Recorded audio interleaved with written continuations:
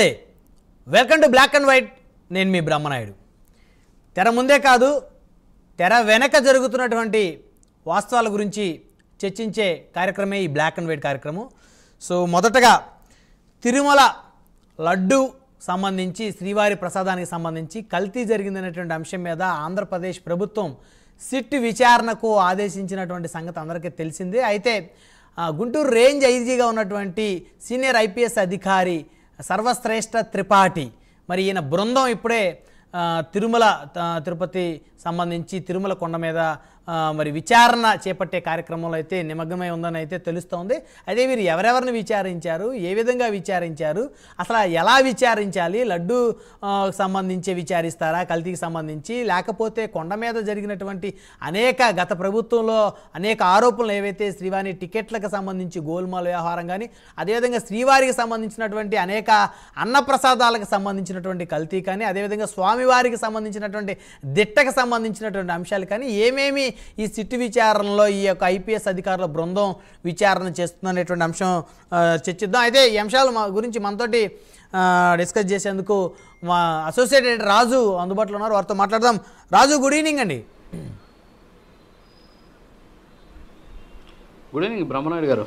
So ఏంటి, మొత్తానికి త్రిపాఠి గారు చేరుకున్నట్టు ఉన్నారు. సో ఎంతమందిని విచారించారు, ఏ విధంగా విచారిస్తారు, మొత్తానికి ఎన్ని రోజులు విచారిస్తారు? అయితే మొత్తానికి సిట్ స్పెషల్ ఇన్వెస్టిగేషన్ టీమ్ ప్రత్యేక దర్యాప్తు బృందం తిరుమల లడ్డూకు సంబంధించినటువంటి వ్యవహారంలో ఏర్పాటు చేసినటువంటి బృందం ఇప్పటికే తిరుమలకి చేరుకుంది. తిరుమలకి చేరుకున్న తర్వాత అక్కడ ఉన్నటువంటి అన్నమయ భవన్లో అధికారులతోటి కూడా సమావేశమైనటువంటి పరిస్థితి. అయితే ఈ స్పెషల్ ఇన్వెస్టిగేషన్ టీం ఏం తేల్చబోతోంది అనేది ఈరోజు ప్రజల్లో, ఎస్పెషల్లీ తిరుమల శ్రీవారి భక్తుల్లో నెలకొన్నటువంటి ఒక రకమైనటువంటి అనేక రకాల ప్రశ్నలకు సమాధానం చెప్పబోతోంది ఈ సిట్ ఇచ్చేటటువంటి నివేదిక.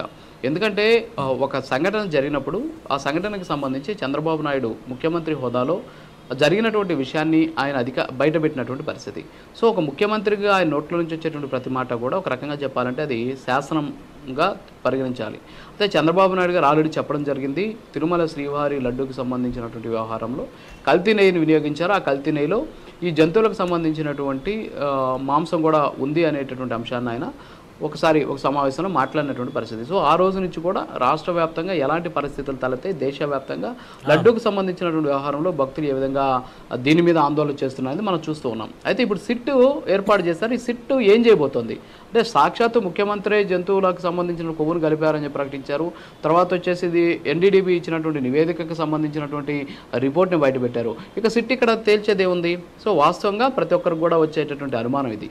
అయితే ఈ స్పెషల్ ఇన్వెస్టిగేషన్ టీం ఏం చేయబోతోంది అంటే, ఈ కల్తీ నెయ్యికి సంబంధించి తిరుపతిలో ఉన్నటువంటి ఈస్ట్ పోలీస్ స్టేషన్లో ఒక కేసు నమోదైంది. ఈ కేసు నెంబర్ వచ్చేసి 470/2024 ఈ నెల 25వ తేదీ నమోదైంది.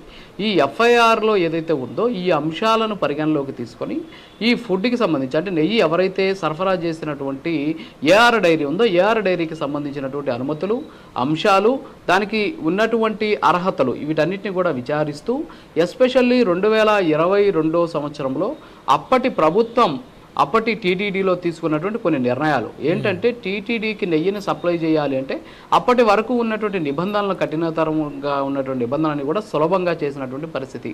ఏంటి అంటే కనీసం 3 ఏళ్ల పాటు నెయ్యికి సంబంధించినటువంటి ఫంక్షనింగ్ ఉన్నటువంటి డైరీలు అర్హత సాధించాలి. కానీ ఇక్కడ 1 సంవత్సరం ఉన్నా సరిపోతుంది అని చెప్పేసి వీళ్ళు ఇచ్చినటువంటి రిలాక్సేషను.